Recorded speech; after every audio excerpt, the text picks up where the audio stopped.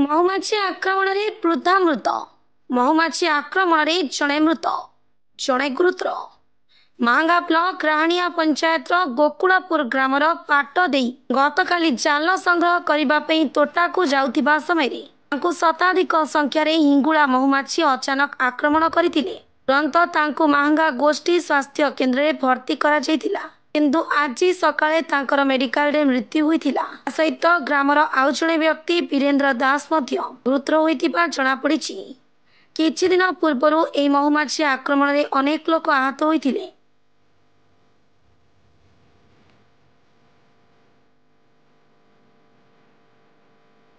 ନା କାର୍ତ୍ତିକ ଚନ୍ଦ୍ର ସାହୁ ଏଠି ଗତକାଲି ପ୍ରାୟ 9ଟା ସମୟ ହେବ ଏଠି ଜାଳ କରିବାକୁ ପାଟ ଦେଇ ନାମକ ଏକ ଲୋକ ଏଠିକି ଆସିଥିଲେ ଏବଂ ଏଠାରେ ମହୁମାଛିଙ୍କ ଆକ୍ରମଣ କିମ୍ବା ଯେଉଁଟାକୁ ଆମେ ଗାଉଁଲି ଭାଷାରେ କହୁଛନ୍ତି ହିଙ୍ଗୁଳା ମହୁ, ସେ ହିଙ୍ଗୁଳା ମହୁ ଆକ୍ରମଣରେ ପାଟ ଦେଇ ବହୁତ ଗୁରୁତର ହୋଇଥିଲେ ଏବଂ ତାଙ୍କୁ ସ୍ଥାନୀୟ ଡାକ୍ତରଖାନାକୁ ସ୍ଥାନାନ୍ତରିତ କରାଯାଇଥିଲା। ଆଉ ଆପରେ ସେ ଚିକିତ୍ସାଧୀନ ହୋଇ ଘରକୁ ଫେରିଥିଲେ ଏବଂ ରାତିରେ ଅସହ୍ୟ ଯନ୍ତ୍ରଣା ବା ବିନ୍ଧା ହେବାରୁ ସେ ଗତକାଲି ତାଙ୍କର ମୃତ୍ୟୁବରଣ ଘଟିଛି।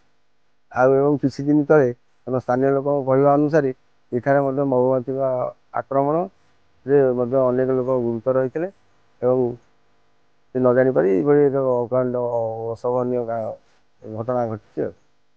Bureau report, news 18+।